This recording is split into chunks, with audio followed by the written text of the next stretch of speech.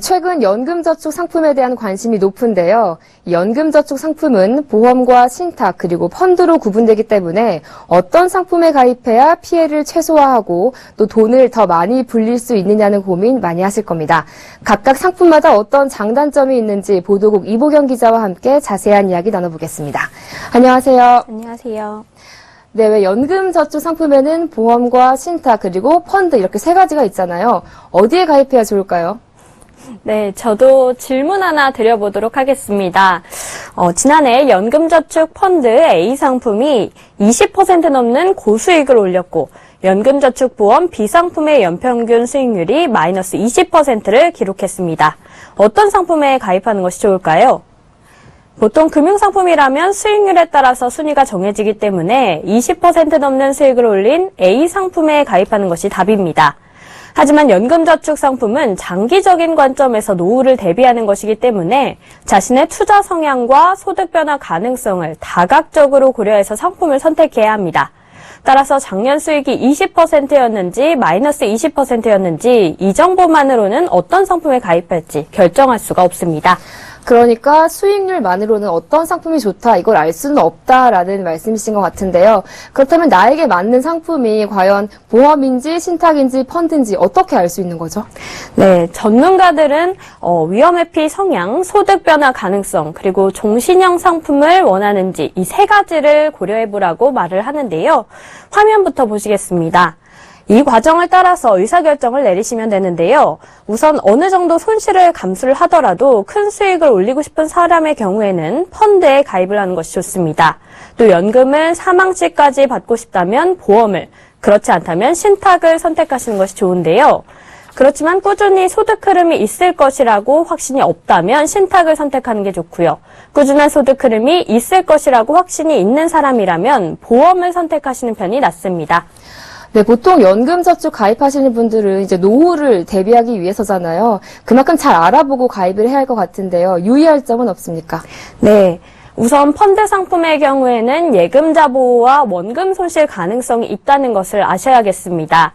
또 신탁의 경우에는 그간 거의 대부분의 상품이 원금 보장형으로 나왔기 때문에 원금 보장과 예금자 보호가 된다고 착각하기가 쉬운데요.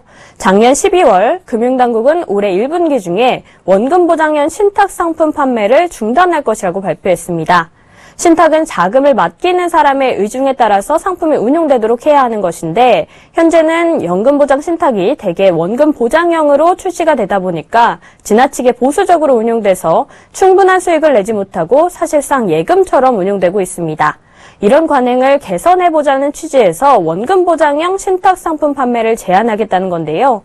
그런데 이렇게 원금 보장형 신탁 판매가 금지가 되고 나면 자연히 신탁 상품 역시 원금 보장과 예금자 보호가 안 됩니다. 기존과 달라지는 점이니까 주의를 해야겠죠. 네, 그러면요, 이제 펀드랑 또 보험, 신탁 중에서 어디에 가입하는 게 좋겠다, 이건 결정을 했습니다. 또 그런데 보험사별로, 또 은행별로, 증권사별로 상품이 워낙 다양하다 보니까 어떤 상품을 골라야 할지 저는 잘 모르겠더라고요. 어떻게 해야 할까요? 네, 그 다음에는 수익률을 봐야겠죠. 금융감독원의 연금저축 통합 공시 사이트에서 각 상품별로 수익률이 어떤지 참고하시는 것이 좋은데요. 먼저 연금저축 보험 상품의 경우에는 가입 초기에는 보험사의 사업비 차감으로 인해서 마이너스 수익률이 대부분입니다. 그렇기 때문에 10년, 20년, 30년간 연금저축을 납입을 했을 경우에 원금 대비 적립률이 몇 %인지를 나타내는 수치인 예상 적립률을 비교를 해야 합니다. 또 연금저축 신탁과 펀드의 경우에는 예상 적립률이 아닌 연평균 수익률을 비교하는 것이 적합한데요. 수익률이 높을 경우에 동시에 위험도도 높을 수 있으니까요. 자신의 투자 성향에 따라서 꼼꼼히 비교해서 투자를 해야 합니다. 또 전문가들은 단기 수익률이 높을 수는 있어도 장기 수익률이 어떻게 될지는 알 수 없기 때문에 연평균 수익률은 상품 선택 시에 참고만 하라고 조언을 합니다. 또 일부 전문가들은 보험, 신탁, 펀드 상품에 나눠서 납입하는 것이 원금 손실 위험을 줄이면서 연금 저축 수익률을 높이는 하나의 대안이 될 수 있다고 조언을 합니다. 가령 월 40만 원을 연금 저축에 놓기로 했다면 보험에 20만 원을 넣고 신탁과 펀드에 각각 10만 원씩 넣는 식으로 운용을 하라는 것이죠.